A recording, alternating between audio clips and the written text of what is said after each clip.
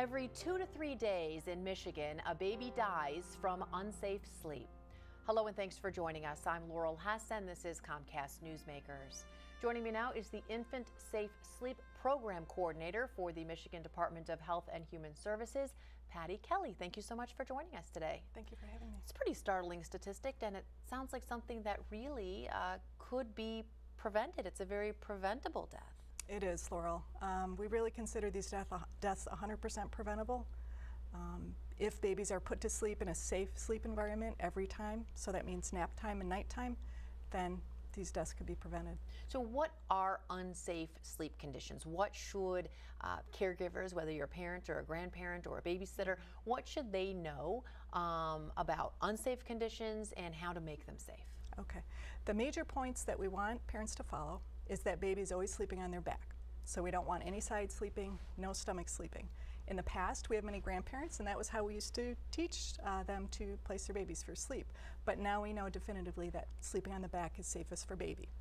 We also want baby in their own safety-approved crib, bassinet, or pack and play.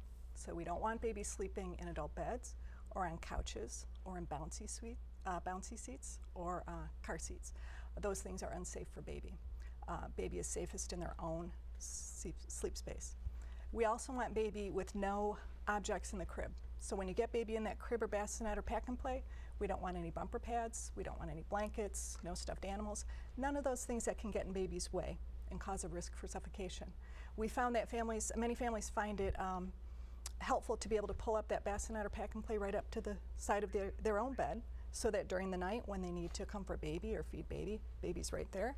And then when they're done, they can place baby back to sleep in their own sleep space. And how are you getting the word out? And are there certain communities or are you focusing on any specific demographics, or is it just anybody who is ever caring for a child you're trying to reach out and get this information to? Right, we are trying to reach out to everyone. These deaths happen across the state, Lower Peninsula, Upper Peninsula.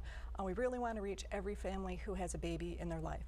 So to do that, we provide a lot of educational programs. We work with local health departments. They're reaching out to babysitter training programs, senior centers, working with birth hospitals, working with child care centers. There's so many places where families are going to receive services or just congregating.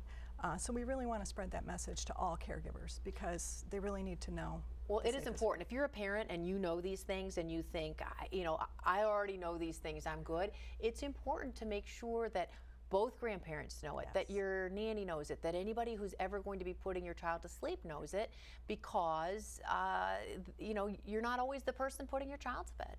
That's true. Every caregiver needs to know. And it's also important to know that for every sleep this needs to happen.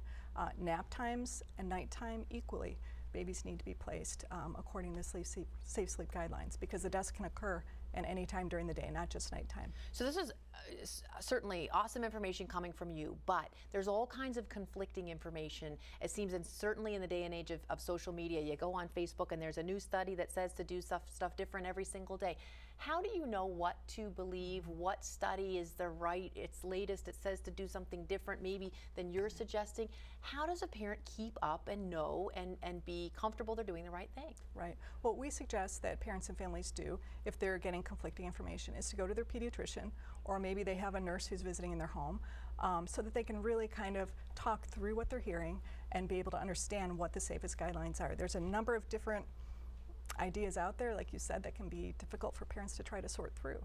So it's best to go back to your pediatrician or to a nurse or somebody that you have in your life who you can talk this through and find out the safest thing to do. All right, great advice. And we should mention too, I know the governor's wife is doing what she can as well to get the word out. So hopefully everybody who needs to hear the message will eventually hear it.